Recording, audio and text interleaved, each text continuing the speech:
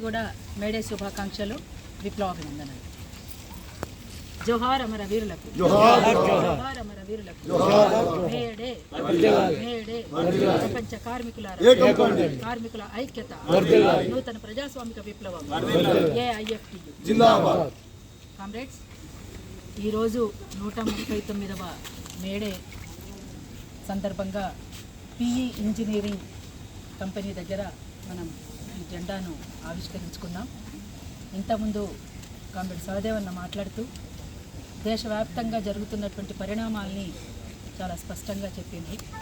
నిజానికి ఏ ప్రభుత్వాలు వచ్చినా ముందుగా ఇబ్బందులకు గురి చేసేది కార్మికులని.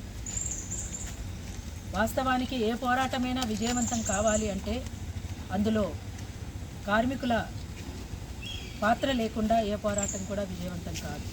అందుకని కార్మికులను ముందుగా దెబ్బతీయడం అనేటువంటిది చేస్తున్నటువంటి కుట్రల్లో భాగంగా ఈ మధ్యకాలంలో కేంద్ర ప్రభుత్వాలు, రాష్ట్ర ప్రభుత్వాలు చేస్తున్నటువంటి పరిస్థితిని మనం ఒక్కసారి గమనించినట్లయితే, మొత్తంగా కార్మికులకు ఏ ఏ బెనిఫిట్స్ అయితే ఉండాలో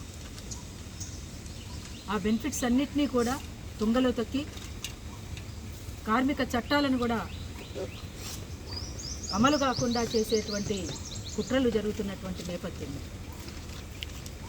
వాళ్ళ కాంట్రాక్ట్ సిస్టమ్ అనేటువంటిది, కాంట్రాక్ట్ లేబర్ అనేటువంటిది పెద్ద ఎత్తున తీసుకొచ్చి ఏదో ఉడతాభక్తిగా మధ్యలో దళారులు ఉంటారు కొంతమంది వాళ్ళ కమిషన్లు తీసుకొని వీళ్ళకి రావాల్సినటువంటి జీతాలని కూడా వాళ్ళకు రానియకుండా చేసి వాళ్ళకు వచ్చేటువంటి బెనిఫిట్స్ని కూడా వాళ్ళకు రాకుండా చేయటం అనేటువంటిది కూడా జరుగుతూ ఉంది.